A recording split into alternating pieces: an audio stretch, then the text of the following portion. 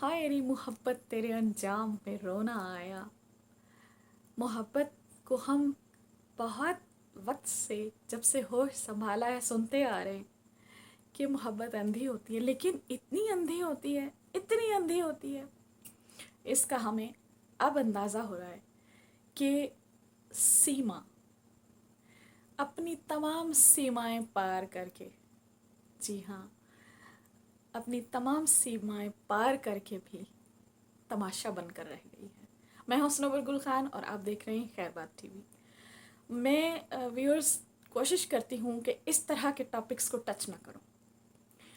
जिसमें किसी की भी अपनी ज़ाती ज़िंदगी का मामला हो, और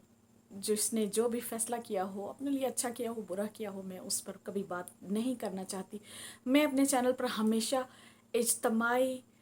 और फ़िक्री जो टॉपिक्स होते हैं जिनका ताल्लुक़ इज्तमाई तर्ज़ ज़िंदगी से होता है या इज्तमाई किस्म के मसाइल से होता है, मैं उस पर बात करती हूँ। लेकिन चूँकि ये भी एक ज़ाती नौयत का मामला अब नहीं रहा है, इसलिए इस पर बात करना ज़रूरी हो गया। और इस पर कुछ व्यूअर्स ने भी मुझसे इसरार किया है कि मुझे भी इस पर बात करनी चाहिए और मुझे भी अपना व्यू आपके साथ शेयर करना चाहिए, क्योंकि जो इंसान बोलता है, अपना इजहार ख्याल करता है कहीं न किसी प्लेटफॉर्म पे, तो फिर लोग उसके बारे में जानना चाहते हैं कि किसी भी स्पेसिफिक मामले में उसकी क्या राय है।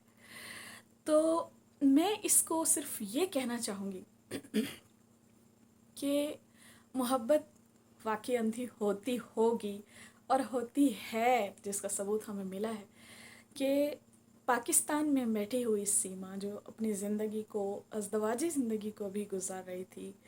और उसके बच्चे भी थे, खावंद भी था, और उसके बावजूद जो है वो सरहद पार करके अपनी सो कॉल्ड मोहब्बत के लिए अपना सब कुछ छोड़ छाड़ कर, अपने बच्चे, अपना खावंद छोड़ छाड़ कर वो किसी और देश में चल पड़ी, और उसने इस ख़तरनाक रास्ते का चुनाव किया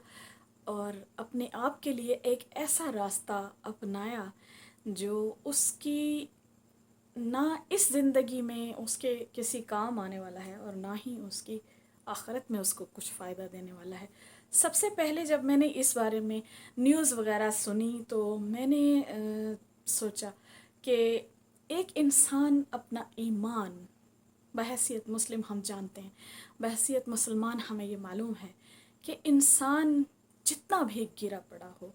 जितना भी उसकी इबादत नाक़िस हों, जितना भी वो इंसानियत से भी नीचे चला गया हो,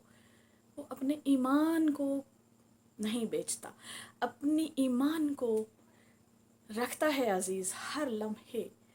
और अपनी ज़िंदगी से भी अपने ईमान को अज़ीज़ रखता है। लेकिन जहाँ इंसान अपने ईमान को भी छोड़ दे, और ईमान के बाद मेरा ख़्याल है इंसान की फ़ैमिली, ख़ासकर एक ख़ातून की औलाद उसके लिए सबसे अहम होती है। लेकिन अब हमारे मुआशरे में हालात व वाक़यात कुछ इस तरह के हो गए हैं कि माएँ अपने फ़र्ज़ से पहलू तही करने लगी हैं, और माएँ भी अपने फ़राइज़ से, अपनी ममता से फ़रार हासिल करके अपनी ज़ाती खुशी की खातिर भाग जाती हैं। ऐसा आए रोज़ हम देखते रहते हैं, लेकिन किसी का इस बारे में कम ही सुना है कि किसी ने अपना ईमान भी इस रास्ते में दांव पर लगा दिया हो। ये एक इंतहाई अफसोसनाक और ख़तरनाक सूरत हाल है। मेरा तो इस पर अब भी बिलीव नहीं है कि वो ख़ातून मुसलमान थी। मैं मुतअद्दिद किस्म की इस बारे में न्यूज़ पढ़ चुकी हूँ, देख चुकी हूँ, और बहुत सारे ज़राए से मुख्तलिफ़ किस्म की चीज़ों के बारे में इल्म हुआ है, लेकिन मेरा अभी भी यही मानना है कि वो मुसलमान नहीं थी। हाँ, हो सकता है उसने एक मुसलमानियत का एक चोला पहन रखा हो, एक ऐसा यूँ समझ लीजिए कि एक ऐसा आंचल ओढ़ रखा हो जिससे उसको के वक्ती तौर पर तहफ़्फ़ुज़ मिला रहा, और वक्ती तौर पर जो है वो अपनी ज़िंदगी को आराम सुकून से गुजारती रही। लेकिन जैसे ही उसको कोई और ऑप्शन मिला, उसने अपने उस लिबास को, ईमान के लिबास को तार तार कर दिया, सरहदों को पार कर लिया, अपनी सीमा, सीमा का हिंदी में मतलब है حد، اور اس نے اپنے نام کے بالکل برعکس وہ حد بھی پار کر لی. اس نے ایمان کی حد پار کر لی، اس نے ملک کی حد پار کر لی، اس نے ممتا کی حد پار کر لی. لیکن افسوس کی بات تو یہ ہے کہ اسے پھر بھی مجھے کچھ ایسا نہیں نظر آ رہا کہ کچھ اس کو ملے گا. اور مل بھی کیسے سکتا ہے جو انسان اپنے ایمان کو داؤ پر لگا دے، اپنے سفلی جذبات کی خاطر، اپنی وقتی کسی خواہش کے پیچھے لگ کر، کسی جنون کے پیچھے لگ کر اپنے ایمان کو داؤ پر لگا دے، اپنی ممتا کو داؤ پر لگا دے، اپنے رشتوں کو داؤ پر لگا دے، انسانیت کو فراموش کر دے، اور صرف ایک اپنے اس جذبے کو لے کر آگے چلے جو اس کی دو جہانوں کے لیے ناکامی کا ایک تمغہ بن جائے، ایک ذلت اور رسوائی کا سبب بن جائے. تو میرے خیال سے سیما نے جتنی بھی سیمائیں پار کیں اسے اس سے کچھ حاصل نہیں ہونے والا. اور آپ تمام لوگوں کے لیے بھی، ایسے جو لوگ ہیں جن کے اندر ان کو لگتا ہے کہ وہ اپنے کسی بھی اپنے مقصد کے لیے کسی بھی حد تک جا سکتے ہیں، ان سب کے لیے یہ ایک ایسا عبرتناک سبق ہے جس کو دیکھ کر سن کر آپ اگنور نہیں کر سکتے. آپ کو یہ بات نظر آئے گی آئندہ کچھ وقت میں چل کر، آپ دیکھیں گے کہ وہ سیما نہ ادھر کی رہی ہے اور نہ ہی ادھر کی رہی ہے. پاکستان میں جتنی اس کو لعنت ملامت کی جا رہی ہے اس سے بڑھ کر انڈیا میں بھی اسے کی جا رہی ہے. اسے I think no one is going to accept her in his community. نہ تو وہ وہاں سیٹل ہو سکے گی اور نہ ہی وہ واپس آئے گی تو اس کے لیے کسی قسم کا کوئی منتظر یہاں موجود ہوگا، کیونکہ اب اس کی زندگی